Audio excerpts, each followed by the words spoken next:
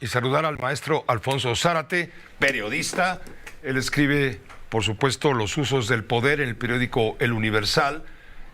Colabora con nosotros, es presidente de Grupo Consultor Interdisciplinario, que es una firma de estrategia y de comunicación política.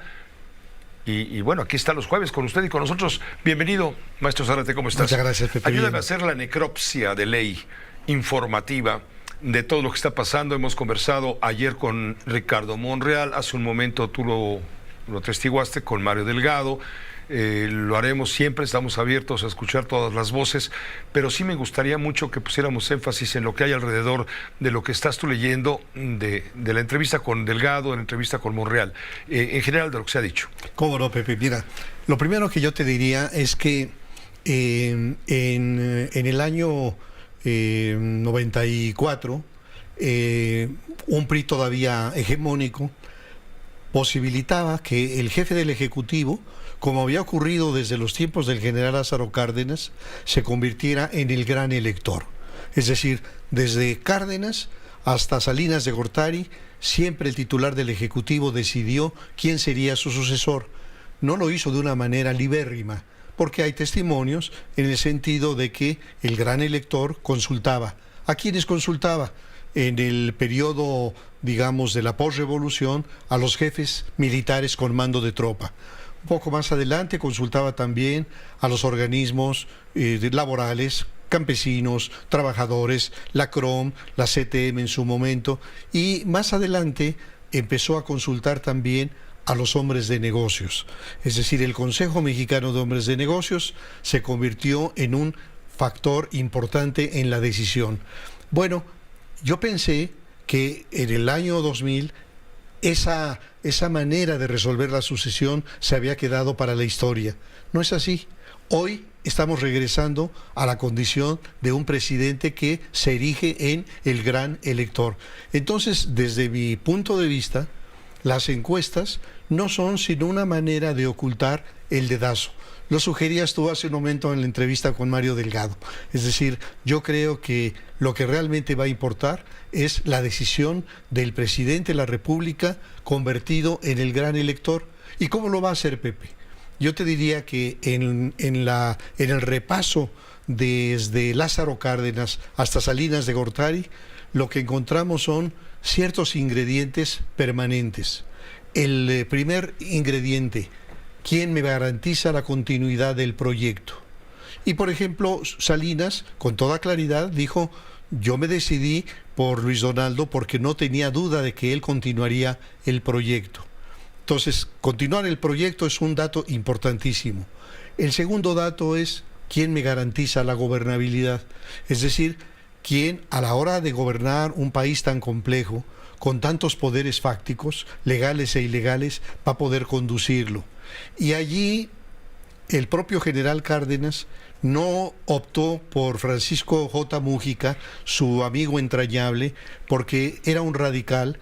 Y cuando termina Lázaro Cárdenas, las finanzas públicas están desfondadas por los gastos de las expropiaciones y el radicalismo de Cárdenas había generado una oposición muy fuerte en sectores del ejército y de grupos económicos. Si hubiera decidido por Mújica, habría abierto las puertas a la ingobernabilidad en el país. Entonces, el segundo elemento que consideró es el de la gobernabilidad. Por eso nombra a Ávila Camacho. Bueno, por eso exacto. Sale Ávila Camacho. Por eso nombra a Ávila Camacho, porque Ávila Camacho, a quien don Daniel Cosío Villegas llamaba el soldado desconocido, porque se desconocía en qué actos de militares había participado, era un burócrata del ejército, pero se llevaba bien con todos los jefes militares, era compadre de casi todos, etcétera. Luego, un tercer elemento definitorio para ver quién va a ser el sucesor: ¿quién garantiza la protección a mi familia y a mí cuando haya dejado la presidencia? Es decir, cuando deja la presidencia ya no tiene el blindaje que caracteriza al jefe del Ejecutivo.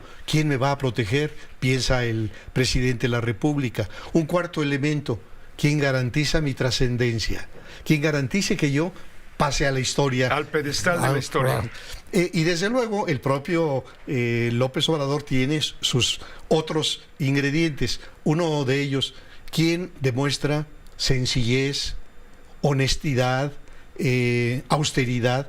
porque el presidente ha dicho que los que llegan en camionetones blindados con relojes costosos son unos fantoches. Entonces él no estaría optando por un fantoche, sino por alguien muy sencillo.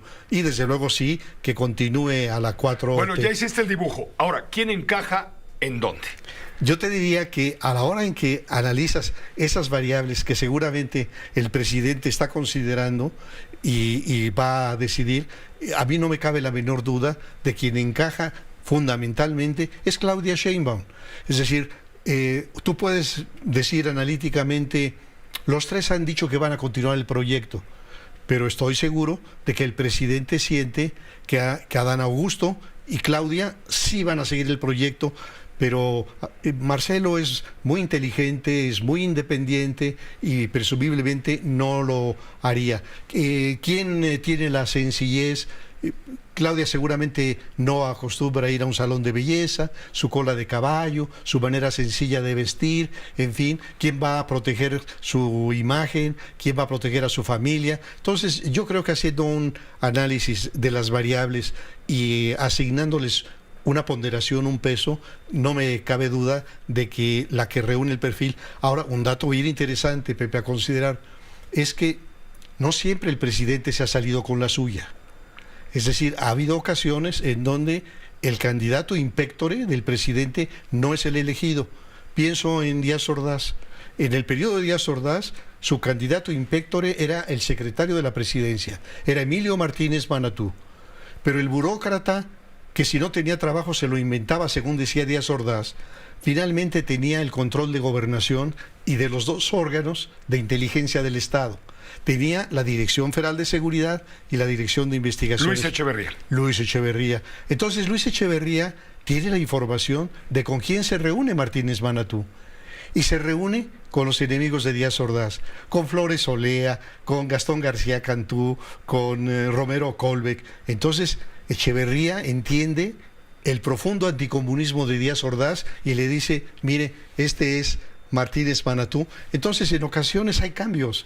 Y bueno, en el caso de Carlos Salinas, su candidato, que era Luis Donaldo Colosio, es asesinado.